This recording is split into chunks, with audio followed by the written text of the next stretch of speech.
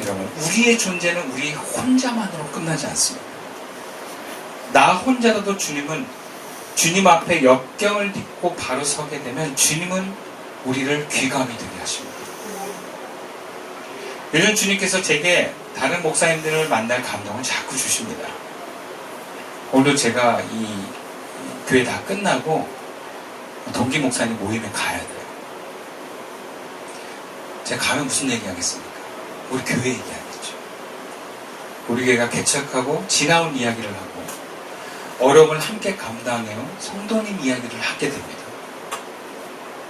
그러면 하나님이 역사하세요.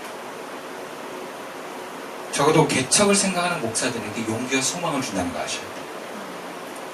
그리고 성도들에 대해서 편견을 갖고 있었던 목사들이 우리 교회 성도들 이야기를 듣고 편견이 사라지기 시작한 걸 아셔야 돼요.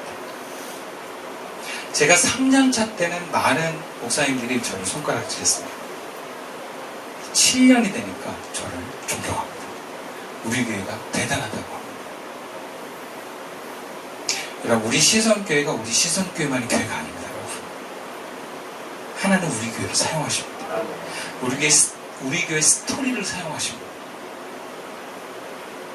풍랑이 있는 바다에 등 떠밀려서 배에 탄 제자들은 풍랑을 만나 고전하면서 두려운 경험을 했습니다. 그러나 다들 무리를 건너서 오시는 예수님을 만났습니다. 여러분, 이것이 얼마나 놀라운 이야기입니까? 그들은 믿음을 의식을 넘어서 몸으로 그렇게 경험을 했습니다. 예수님이 바로 그분이라는 것을 몸으로 증거한 사람이 된 거예요. 그리고 그 중에서도 베드로는 자원에서 더 믿음으로, 더 몸으로 나아가는 길을 선택했습니다. 우리는 베드로처럼 적극적으로, 능동적으로 주님의 부르심에 행동하게 되면 예수님처럼 풍랑이 난 바다에서도 두려워하지 않고 물에 빠지지 않는 믿음의 삶을 살 줄로 믿습니다. 이 모습이 바로 주님이 제자된 우리에게 명하신 모습입니다. 너희들도 무리를 걷는 삶을 살라는 거예요. 언제까지 배 웅크리고 앉아서 풍랑이 인다고 두려워하고 예수님이 우리를 보내셨음에도 불구하고 그 예수님을 찾지 못하는 삶을 살 거냐는 거죠. 많은 신앙인들이 마음은 원이로되 육신이 약하다고 말합니다. 알고 보면 정말 두려움이 많습니다. 저를 포함해서 많은 신앙인들이 사실은 믿음이 적습니다. 제자의 길을 가겠다고 하지만 두려움이 많고 믿음은 작습니다. 의심이 가득합니다. 아니, 어쩌면 그걸 모르는지도 모르겠어요. 그러나 결국엔 주님 알게 하세요. 그럼 그것이 드러나는 것은 잘못입니다. 내 믿음이 약하고 두려움이 많은 것이 드러나는 것은 죄가 아닙니다. 그러나 믿음이 약하고 죄가 드러났을 때, 두려움이 많다라고 하는 그 연약함이 드러났을 때 가만히 있는 것은 죄가 됩니다. 유령이다 하고 바라만 보는 것은 죄입니다.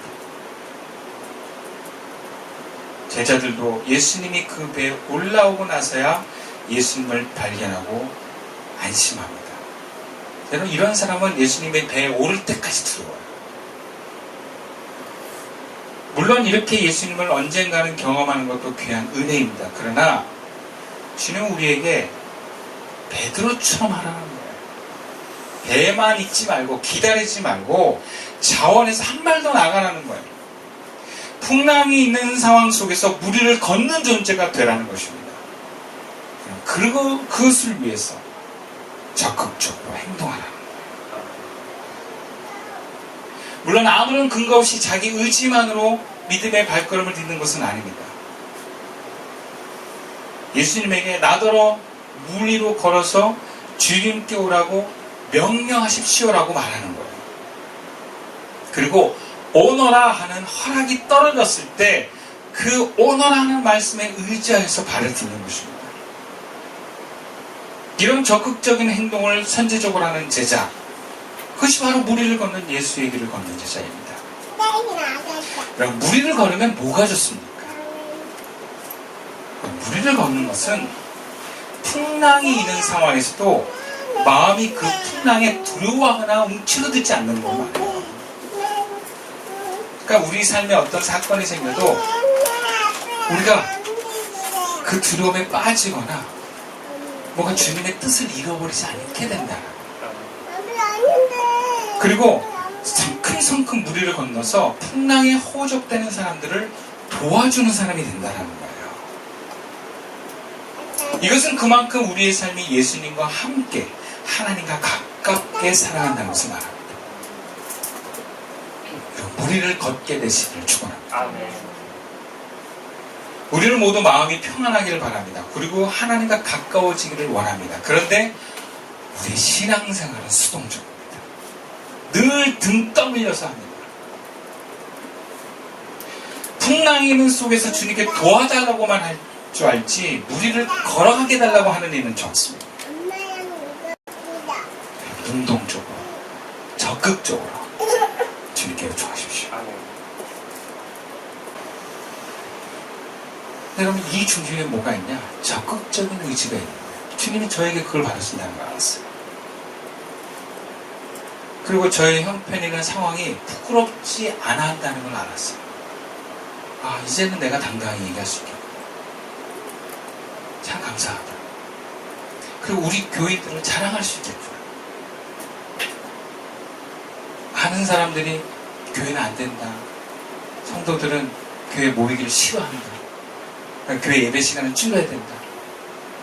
활동하면 안 된다 할 때 제가 아무리 생각해도 우리 교회 교인들은 굉장히 일을 많이 하는 것 같아요. 굉장히 적극적인 것 같아요. 그걸 나누고 싶다라는 마음이 와요. 여러분, 우리는 믿음이 성장하게 해달라고 기도하지만 기도만 합니다. 그러면 아무런 변화가 없어요. 행동하지 않으면 우리는 변하지 않습니다. 그래서 많은 신앙인들이 믿음이 실제로 계속 떨어지고 있는데 자기는 10년 전, 20년 전에 그대로 있는 줄 압니다.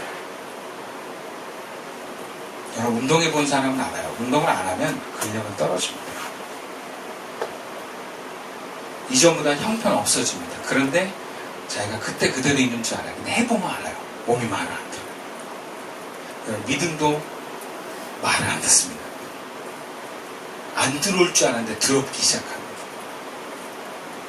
뭐가 은혜 가운데 내 삶이 당당하게 나갈 줄 알았는데 어떻게 살아야 될지를 모르는 그런 암흑이 막 생깁니다. 어르신들도 이렇게 보면 그렇게 주님 앞에 당당하고 뜨거웠던 분들이 죽음 앞에 두려워하기 시작합니다. 나 죽기 싫다라고 얘기합니다. 이 모든 것이 등 떠밀려서 산 사람들이 나타나는 결과입니다. 신앙생활은 등 떠밀려 사는 게 아닙니다.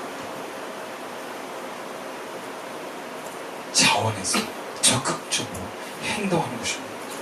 적극적으로 전도하고 적극적으로 사랑하고 적극적으로 봉사하는 것입니다. 이것을 위해 내 삶을 계속해서 던지는 것입니다. 감동이 오면 주님 말씀하십시오. 이 감동이 주님의 뜻입니까? 그럼 주님 말씀하십니다. 그러면 그 말씀에 의지하여서 행동하는 것입니다.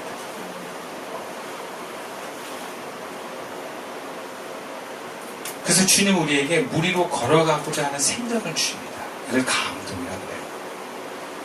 근데 그 감동을 받을 때 그 감동을 가지고 주님께 묻는 사람이 있고 묻지 않고 감동을 없애버리는 사람이 있어요. 그러면 점점점 그 감동도 안 와요. 근데 그 감동이 오는 것을 살짝 하는 것도 탁 잡아서 아, 이거 주님의 뜻일까? 그리고 물어보는 사람이요. 그 감동이 더 확실하게 오고 자주 오고. 물론 하나님으로부터 그 뜻을 듣고 그 감동을 예수님께 묻는 것은 그렇게 금방 되는 것은 아닙니다. 어쩌면 그 과정을 거쳐서 예수님께 말씀을 받고 행동하기까지는 굉장히 오랜 시간이 걸릴 수도 있어요. 본문에서 베드로는 그렇다면 왜 12명의 제자 중에서 예수님을 확인하고 그렇게 바로 질문해서 무리로 걸어갈 수 있는 사람이 되었을까? 여러분 궁금하지 않습니까? 베드로 왜 그러지? 타고났나? 아무리 봐도 본문에서는 잘 알 수 없습니다. 그런데 마태복음에만 보면 이 베드로라고 하는 이름이 얼마나 많이 등장하는지 우리는 그것을 통해 알 수 있어요. 예수님의 3대 제자라 그래서 예수님 곁에 가까이 있고 가장 예수님과 뭔가 이렇게 이야기를 나누고 오고 가는 어떤 소통 있는 제자가 크게 베드로, 야고보, 요한이라고 해요. 그걸 수제자라고도 우리가 흔히 표현하는데, 여러분 이 3대 제자 베드로, 야고보, 요한 중에서 여러분 그 이름들이 마태복음에 몇 번씩 나오는지 아십니까? 요한은 3번 나옵니다. 야고보는 6번 나옵니다. 베드로는 몇 번 나오는지 아십니까? 26번. 비교가. 그만큼 베드로는 그냥 그 일상이 적극적이고 적극적으로 예수님께 말하고 행동하고 늘 눈에 띄는 제자였다라는 거예요. 결국 이러한 베드로의 적극적인 삶의 태도가 지금 이렇게 무리의 풍랑이 있는 가운데서도 우리를 걷겠다고 하는 요청이 나올 수 있는 겁니다. 그냥 나온 게 아니에요. 갑자기 나온 게 아닙니다. 작은 것에서부터 적극적으로 행동하고 주님께 물어보는 그런 삶의 습관이 바로 이렇게 베드로처럼 믿음의 성장의 기회를 얻는 것입니다. 반복해서 그렇게 살다 보면 삶의 루틴이 되면 그런 사람이 됩니다. 여러분 에너지가 많아서 적극적인 사람도 있지만, 여러분 주님을 열망해서 주님을 더 가까이 하고자 하는 마음이 있는 사람도 얼마든지 적극적인 사람이 될 수 있습니다. 주님의 에너지를 주십니다. 힘을 주십니다. 그것을 반복하는 것이 중요합니다. 그럼 우리는 더 열정과 그것에 대한 어떤 더 큰 행동의 범위가 생깁니다. 해보면 괜찮아요. 그러니까 우리가 주님의 부르심에 응답해서 행동해보잖아요. 그러면 해보면 괜찮아요. 생각보다 별거 아니에요. 그리고 더 큰 일을 하는데도 우리가 두려움이 없어져요. 행동해본 사람은 알아요. 아, 이게 주님이 힘을 주시고 은혜를 주시고 이게 기쁨이구나. 그래서 우리가 하나님 앞에 제 체력은 저질입니다. 이렇게 말할 수 없구나. 우리가 하나님 앞에 그 일에 순종하면 우리는 에너지를 받을 것입니다. 그리고 그 일을 감당하면 감당할수록 신나고 정말 감격스러운 일들을 경험하게 될 것입니다. 주님 앞에 자원해서 나가는 건 두려운 일이 아닙니다. 좋은 일입니다. 기쁜 일입니다. 그리고 다른 사람을 일으키는 일입니다. 그래서 저는 그 목사님들에게 도움을 받았던 사람입니다. 저 스스로가 이 교회가 너무 힘들어가지고 교인들도 그 당시에는 수동적이었을 때 이 목사님들이 적극적으로 저를 도와주셨습니다. 목사님들이 저를 불러다가 밥을 먹이고 커피를 먹이고 저는 그 감사함을 잊지 못해요. 근데 지금은 이제 우리가 적극적으로 은혜가 넘치는 교회가 됐어요. 이제 우리가 도와야 되지 않겠습니까? 그럼 주님은 이렇게 준비된 제자를 찾으십니다.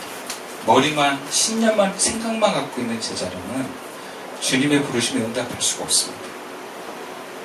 오라 하면 오고 가라 하면 갈 수 있는, 감동이 올 때 주님 제가 하겠습니다 라고 있는 사람을 통해서 주님은 일하십니다. 그런 제자와 그런 교회는 무리를 걷게 될 것입니다. 그런 시선교회가 될 수 있기를 주님의 이름으로 축원드립니다. 기도드리겠습니다.